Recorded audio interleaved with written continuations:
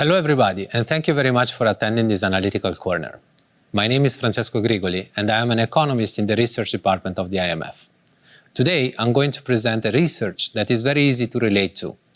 This is because in one way or another, directly or indirectly, we have all been affected by the coronavirus outbreak. If you take a look at the numbers as of today, these are just horrific. We have confirmed COVID cases exceeding 30 million worldwide and over 1 million deaths. It is not unusual, in fact, to have heard about a friend, a colleague, or even a relative that got infected or lost the job as the result of the economic mandated policies. Take a look at this picture, for example. This is Times Square, New York City, one of the most touristic and commercial areas in Manhattan.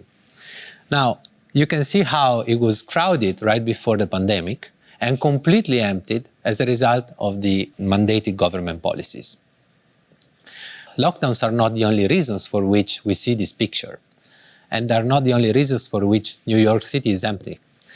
There is another important factor. People felt unsafe about going out where infections were on the rise. They felt that by going out, they were jeopardizing their health, and therefore they decided to refrain from those activities that involved some social interactions. In our research, we try to address two issues. The first one is the quantification of how much lockdown mattered and how much voluntary social distancing mattered for the collapse in economic activity. This is not just important retrospectively to understand the nature of the recession, but also in a forward-looking way is important to understand the strength of the upcoming economic recovery. If lockdowns were the main factors behind the drop in economic activity, then lifting lockdowns will be enough to jumpstart the economy. However, if voluntary social distancing is also a major factor playing in the collapse of economic activity that we see in this picture, then lifting lockdowns won't do the trick, and we need to address health risks before lifting them. The second aspect we are going to address in this research is about the unequal effects of lockdowns across segments of the population. And in particular, we are going to look at whether women suffer the most against men or young suffer the most against the older generation. These are important questions because there is a growing concern that these categories of workers, which were already more vulnerable to start with, suffer the most about the introduction of the lockdowns. Now, let me start off by talking a little bit about how we went on to address the quantification of the impact of lockdowns compared to the impact of voluntary social distancing. We couldn't really rely on conventional economic indicators because the pandemic evolved so quickly and the drop in economic activity was very violent and unfolded over a few weeks. So we had to rely on unconventional economic indicators, which are characterized by a higher frequency, such as mobility indexes, which measure the attendance rate at public occasions, and the stock of job postings. Both these indicators come at daily frequency, which allow us to be more precise about when and how long it took to observe the collapse in economic activity. Now, if you take a look at this picture, what you see here are our main results. And you see that both lockdown stringency and voluntary social distancing played a major role in the collapse of economic activity. In particular, if you take a look at emerging markets, you see that both these shares are roughly equal. Now, if you instead look at advanced economies, what you see is that voluntary social distancing played an even larger role, consistent with the idea that in these countries it is easier to work from home and people have more saving to draw from when a temporary income shock hits. Conversely, if you take a look at low-income countries, what happens is that the impact of lockdowns was larger than the impact of voluntary social distancing, consistent with the idea that people in these countries do not have the financial means to cope with the temporary income shock. Now, another interesting aspect of our data on job postings is that we can disaggregate them by sector. And in particular, what we did was to split them between sectors that are more contact intensive, such as, for example, personal care food and hospitality, and sectors that were less contact intensive, such as manufacturing. And then we took a look at how job postings data evolved in correspondence of the introduction of stay-at-home orders. What we saw is that in the case of less contact-intensive sectors, the drop in job postings happened right at the time in which stay-at-home orders were implemented. However, in the case of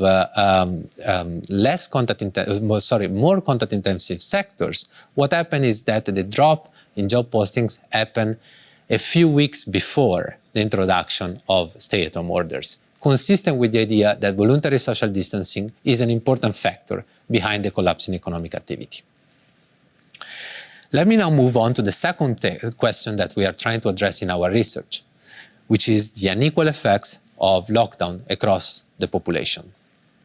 So what we see in this picture is that the mobility for women in Italy and Spain, for which we have disaggregated data, is actually larger than the drop in mobility for men.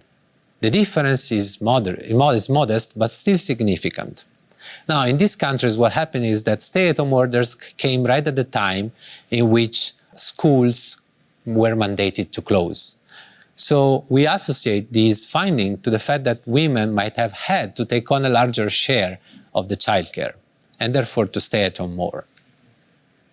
When we look at these results from the age group perspective, what we see is that the young suffer the most from the lockdowns, consistent with the idea that this group of the population has less stable jobs and were among the first to become unemployed.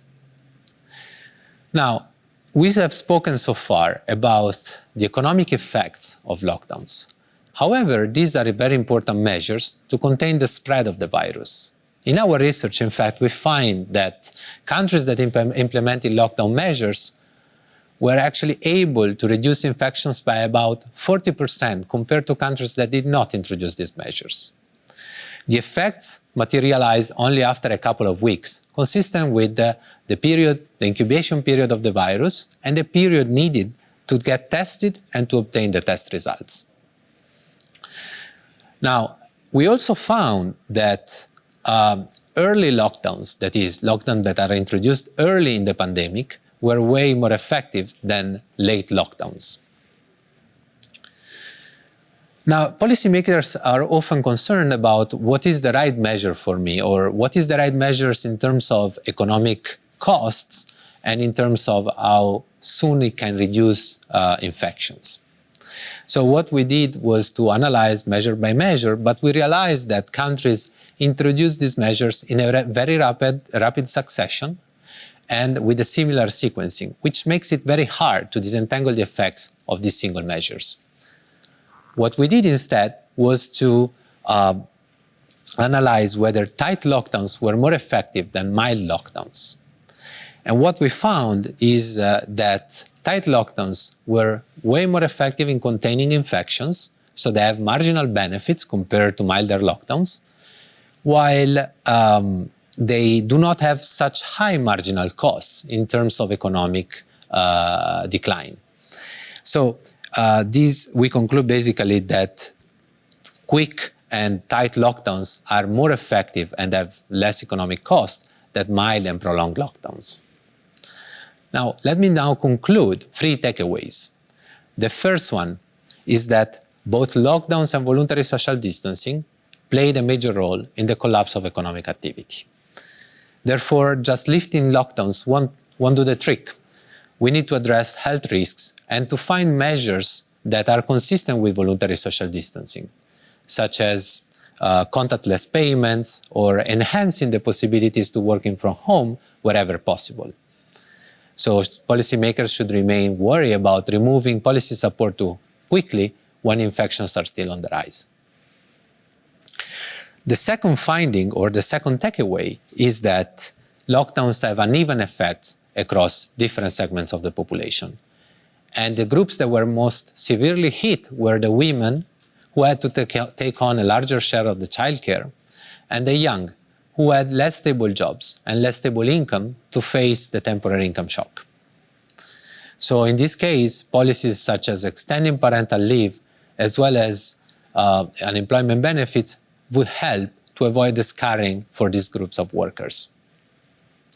Finally, the last takeaway is that the effectiveness of lockdowns in reducing infections, coupled with the finding that lockdowns involve economic cost but also reduce infections and infections reduce voluntary distancing, gives a new perspective on the current debate on the trade-off between saving lives and protecting livelihoods.